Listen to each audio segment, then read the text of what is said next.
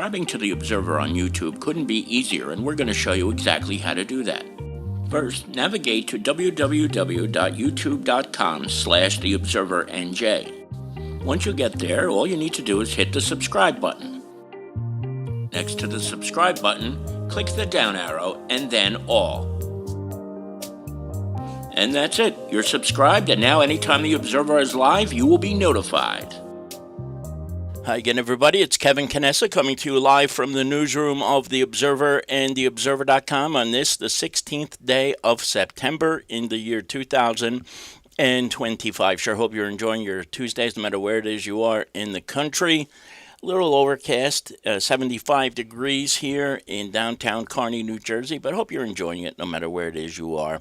And as you do each and every week, you welcome me into your home so that I can bring you this week's news. And before I do that, I do want to tell you all give you a little explanation as to why, for the first time since we began doing live broadcasts, there was not one last week. And I'll start off by putting a picture of my mother and stepfather up on the screen here. That's Margaret and Mike, the two of them here. It was September 6th when I got a phone call that I knew was bad the minute I saw the phone ringing, because it was my stepfather, Mike, who you see here in the orange shirt on the screen. The reason I knew it was a bad call right from the start is because we never communicate using the telephone, just text messaging. And the second his name appeared on my iPhone and I saw his name, I knew right there something bad was going on. I just didn't have an idea what it was right away. So he says, your mother was just taken out in an ambulance to the hospital, and I have to get over there. So I said, all right, should I come up, or do you want me to wait until you know what's going on? And he said, well, let me get over to the hospital, and I will let you know what's happening once I get over there. When he got there, he later learned that while she was being transported in an ambulance to Newton Medical Center in Newton, it's up in Sussex County, for those of you not familiar with the location, once he got there, they told her that she had to be revived, and they had to put a tube down her throat because she stopped breathing while she was en route to the hospital from the house. So he called me back and he said, I think you need to get on the road. And that's exactly what I did.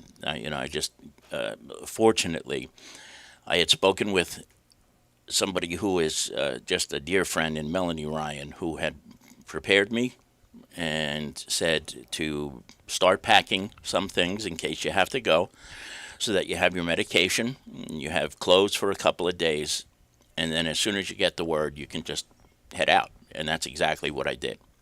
I just got in the car and I headed up there. When I eventually got there, about an hour and a half later, the emergency room doctor, Dr. Geraldine Ponzio, pulled me aside and said, we have some important decisions that you're going to have to make. And that is whether or not you want to continue and use heroic measures in case your mother starts to go into heart failure, or if she stops breathing again, even though she had the tubes down her throat, with the intubation. And it was at that moment I realized how serious it was. And they said that eventually she was very, very sick and not well. And she wouldn't give us any positive things to hold on to, which I appreciate. She was very, very blunt, and I even thanked her for it. I said, thank you for being honest and not trying to beat around the bush here, because, at times like that, you want honesty from doctors. You don't want bullshit. You want absolute truth. And that's what this doctor did. She told us, he said, your mother is a very, very sick woman. So, to make a long story short, a couple of hours later, she was moved from the emergency room to the ICU, still intubated on 100% oxygen, and it wasn't looking good at all. It wasn't. And Mike and I eventually went for something to eat, and then came back. And when we got back later that night, there was a pulmonologist, a pulmonology technician who was there, and this was a couple hours later, and he says that it appears that she's doing better already. In fact, we've already reduced her from 100% oxygen to 40% oxygen, and that doesn't usually happen with what she had. She has a double pneumonia, and she was in bad shape. But this guy gave us some hope, and we kind of clung on to that. Make a longer story even shorter. At the end of the night, we went home, and somehow, when we came back, Sunday morning, she was extubated already. We had gone from the gamut of we don't know whether she's going to make it to she is extubated and feeling better already. And so when she was in the ICU, she was getting incredible care. There was a nurse by the name of Amanda. I wish I knew her last name. I nominated her for an award because she was so attentive to every need that my mother had at the time. Fast forward Thursday, she was released from the hospital, and she came back home, and they gave her a whole bunch of oxygen because she needs to take oxygen to, when you have double pneumonia, you need it. Her pulse ox was very, very low when she was in the ambulance, and without the oxygen flowing in the nasal cannula, as they call it, she wouldn't survive, so she needed to have the oxygen. And they brought the care team brought over a big oxygen tank, not a tank, but a machine that recycles the air, so you don't actually need oxygen tanks, and then a bunch of portable ones as well.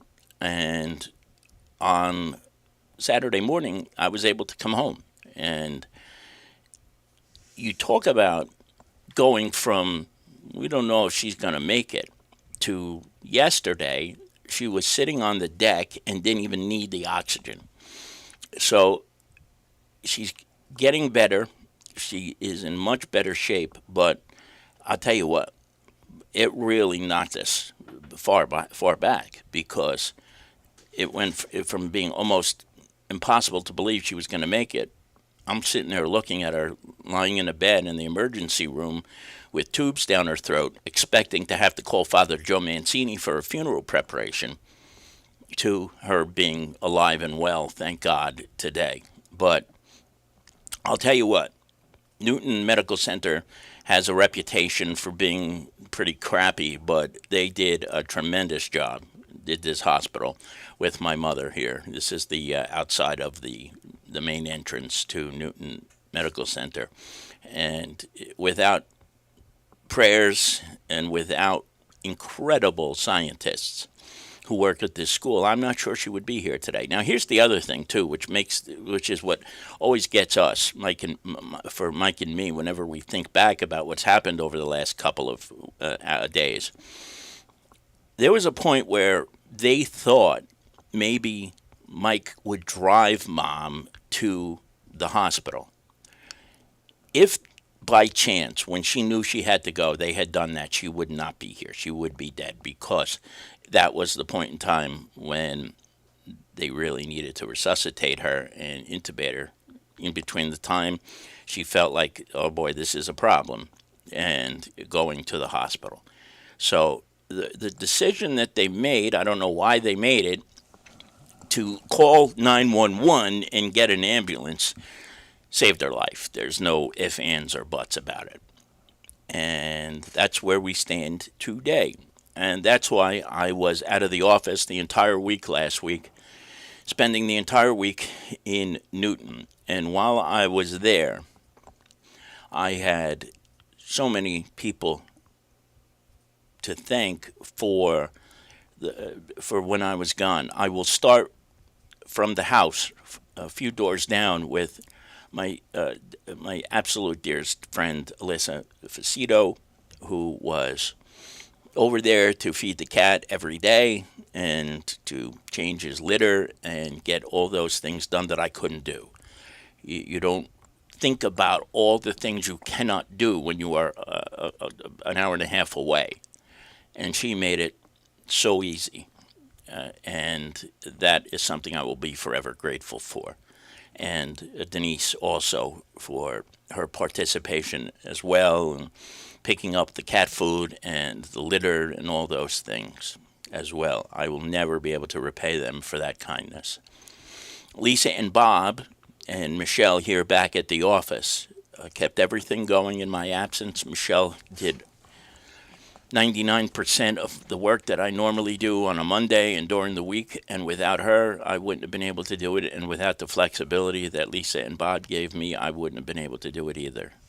And so I cannot help but thank them for making a very, very trying situation a hell of a lot easier to cope with, and I love them all for it. And then all the people back at home, whether it was Melanie, um, Mayor Doyle, Jerry and Denise, so many people. The prayers and the encouragement helped to get us all through it. And so I thank you all for that. I hope this is the last time I have to talk about this ever, because I wouldn't wish this on my worst enemy. I truly wouldn't. And I know, as I've seen other people who have gone through things like this, when you have a loved one lying in a hospital bed, it's one of the most helpless feelings in the world. We were just lucky to have the right care. Sometimes that doesn't happen, and I'm sure Lisa can attest to that. From 10 years ago, 9 years ago, when we lost her mother, that not all the time, even if you're at the best hospitals in the world, do you get the best care. We just got lucky, and that is for sure, when we were over at Newton Medical Center. And so thank you all for your patience. Thank you for your concern about me not being on the air last week, and thank you for the love that you show me.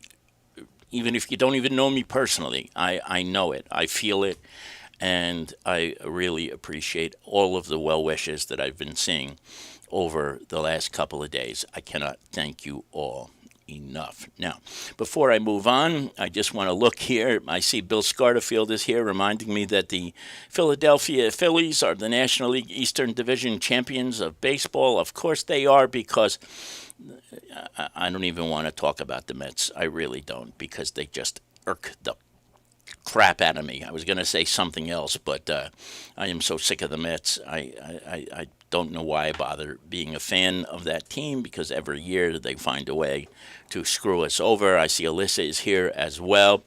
Alyssa, again, thank you for everything you did last week. Bernadette McCauley is watching us here as well. Bernadette, thank you for your prayers.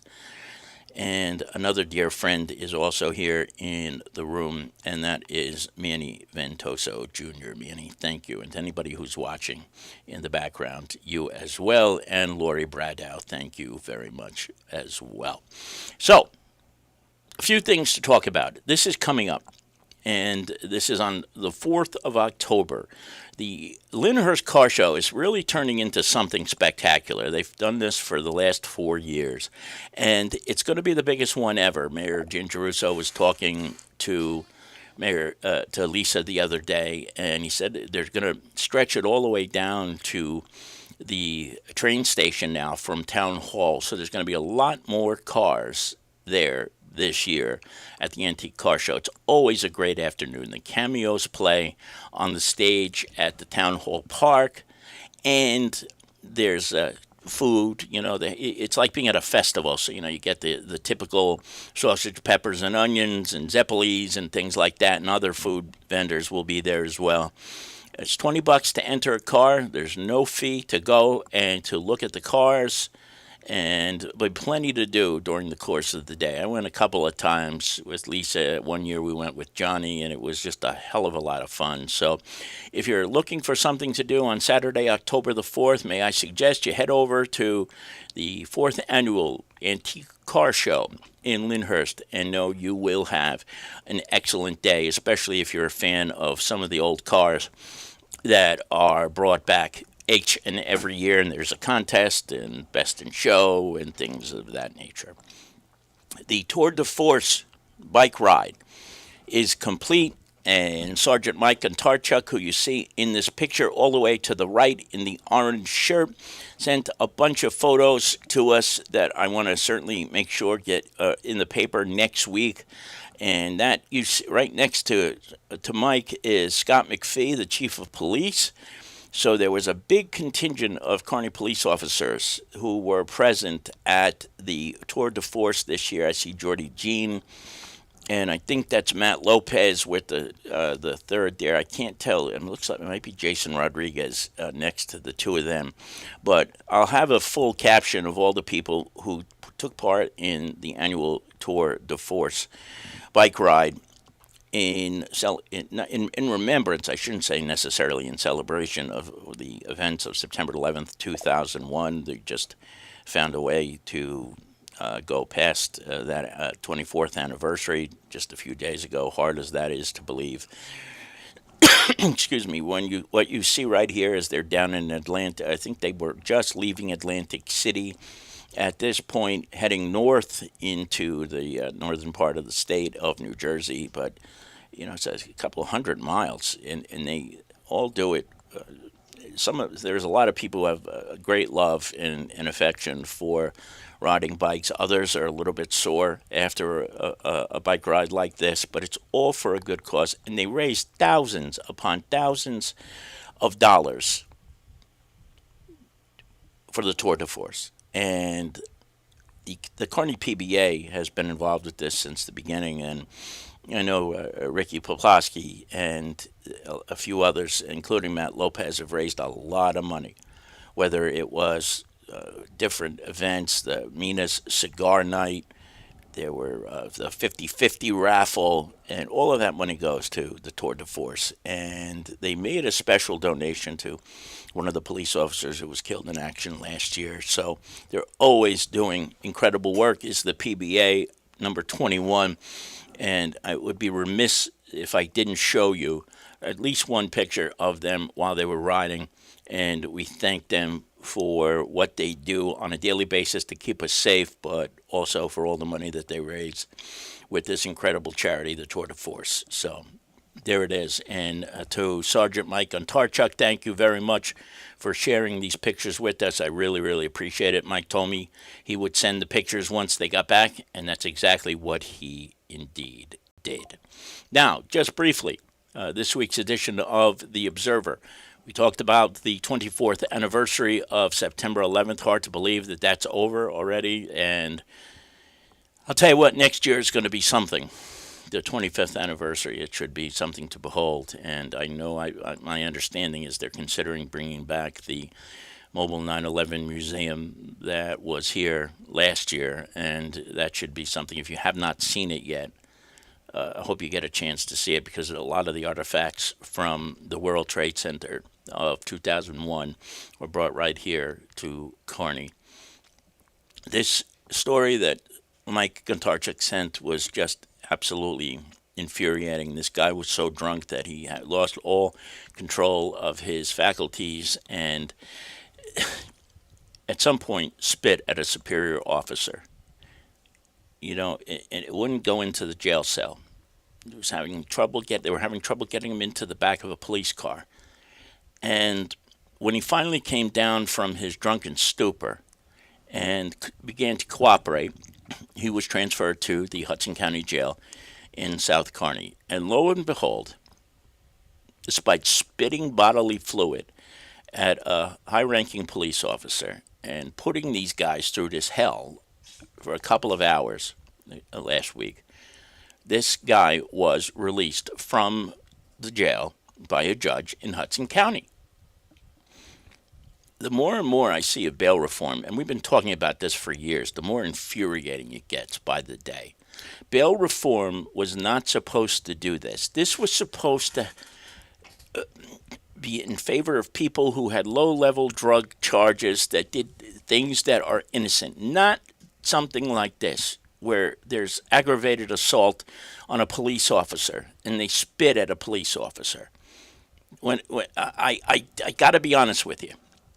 As soon as Mike sent this story, my initial reaction was he's probably out already. It was like the next day. but he wasn't. So what I do is there's a website called Vine where you can track offenders, at least in the Hudson County Jail in Essex, not Bergen. And I put the guy's name in, and sure enough, 2 days later, I get the alert that he'd been released from the Hudson County Jail. Something's got to give with this crap because there's too many people who are getting out and reoffending right away. I mean, and after what this guy is alleged to have done, as disgusting as it is, he's out roaming the streets already. To be able to do this again, I'm tired of it. I really am. I'm tired of hearing all these stories about police officers who are getting injured severely for doing their jobs, and then these people are out a day later. I mean, what gives? What gives? I really hope, no matter who becomes the next governor, that something is done to improve the conditions with bail reform, because the way it's designed right now, it is an abysmal joke of a failure. And I don't think there are many people out there who would probably say that's not right, because you see it all the time. We see it every single week when we have crime stories that these guys get out within days, usually one, sometimes two. So enough is enough with that. And then, of course, the field at the Harvey Field, what is it called? The Playhouse was reopened, and the fields were rededicated last week.